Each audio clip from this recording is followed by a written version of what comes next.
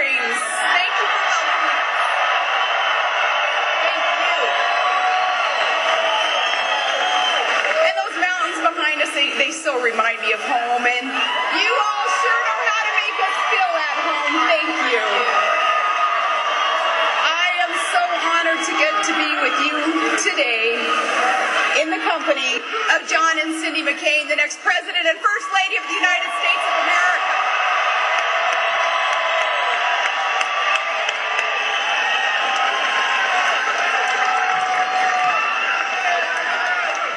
Colorado, it's going to be a hard-fought battle here. It's going to be a really tough battle here in Colorado, but we will win, and we're counting on you to help.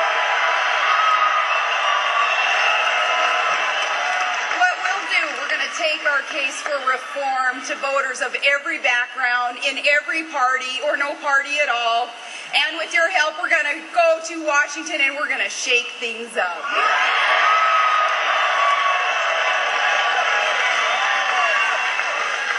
John McCain is a guy who's been through a few tough fights, and he has served America in good times and in bad. He knows what it takes to overcome great challenges, and he's the only man in this race who's got what it takes to lead our country.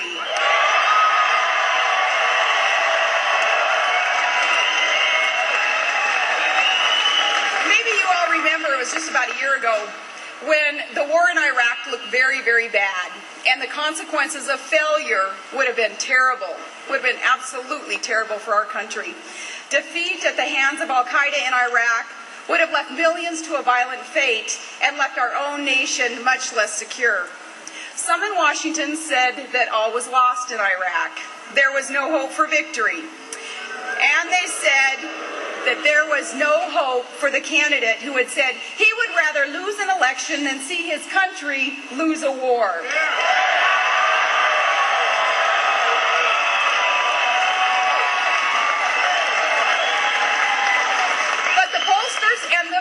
They forgot one thing when they wrote him off. They forgot the caliber of the man himself, and that's the determination and the resolve and the sheer guts of Senator John McCain.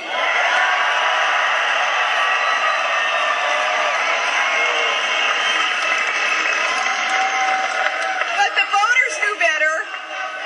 The voters did know better, and maybe that's because they realized that there is a time for politics and there is a time for leadership. There's a time to campaign and a time to put our country first.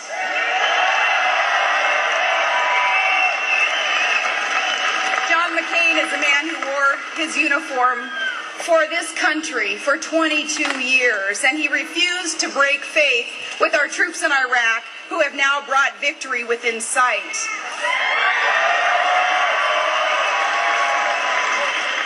I'll tell you, as the mother of one of those troops, that is exactly the kind of man I want as Commander-in-Chief.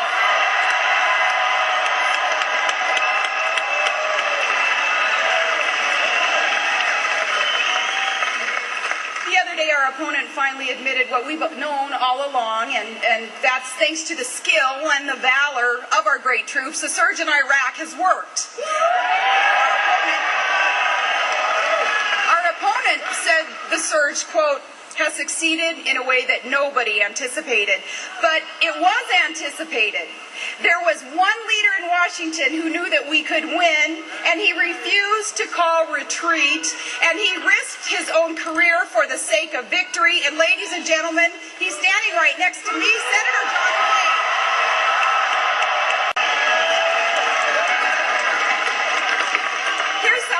The choice that we face in this election.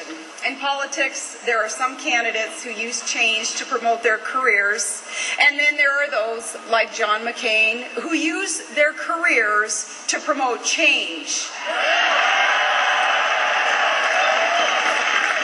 Among politicians, there is the idealism of high-flown speech-making with endless talk about great things. And then there is the idealism of leaders like John McCain who actually do great things.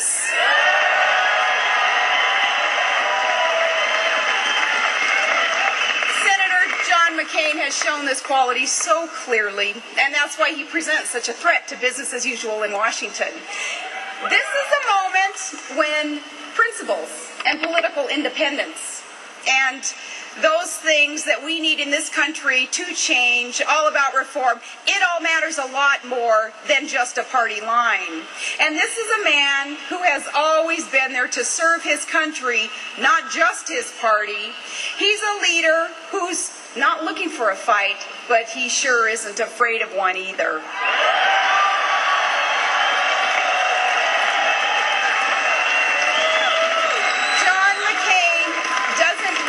With the Washington herd. He's willing to shake things up in Washington, and that is only one more reason to take the maverick of the Senate and put him in the White House.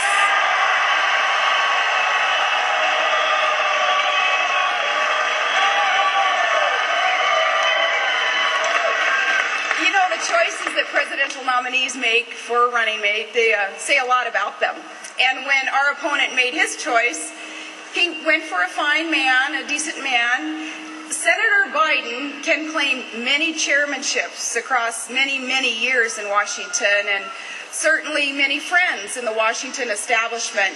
But even those admirers would not be able to call him an agent of change. Senator McCain has called the two of us a team of mavericks. He knows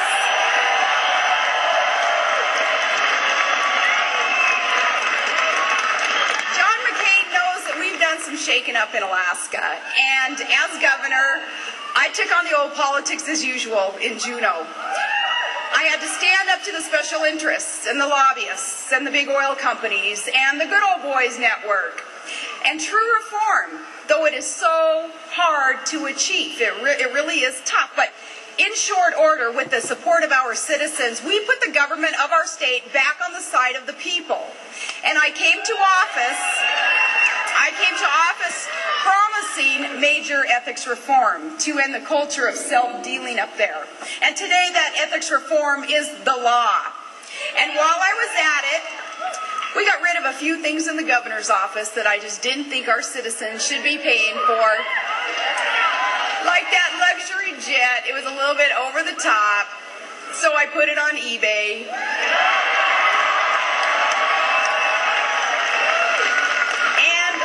To drive myself to work, and you might have heard we did lay off the governor's personal chef, though I do admit with that one, my kids aren't starving, but they sure do miss her.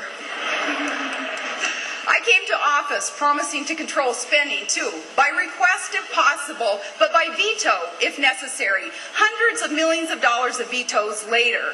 And Senator McCain, too, promises to use that power of veto in defense of the public interest.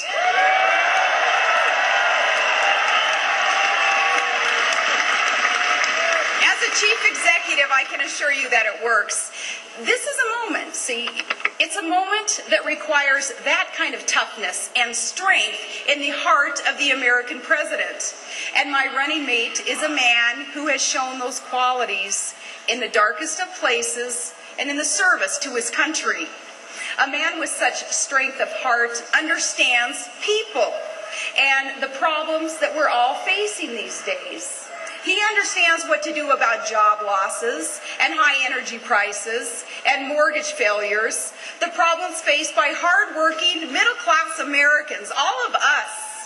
And that's why John McCain has been calling for years to reform things and cut bureaucracy, even at the lending agencies that our government supports.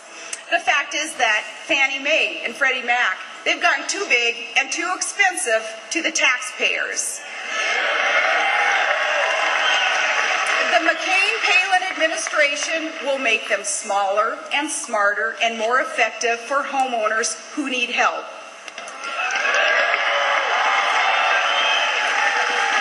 Our opponents have been going on lately about how they always, quote, fight for you.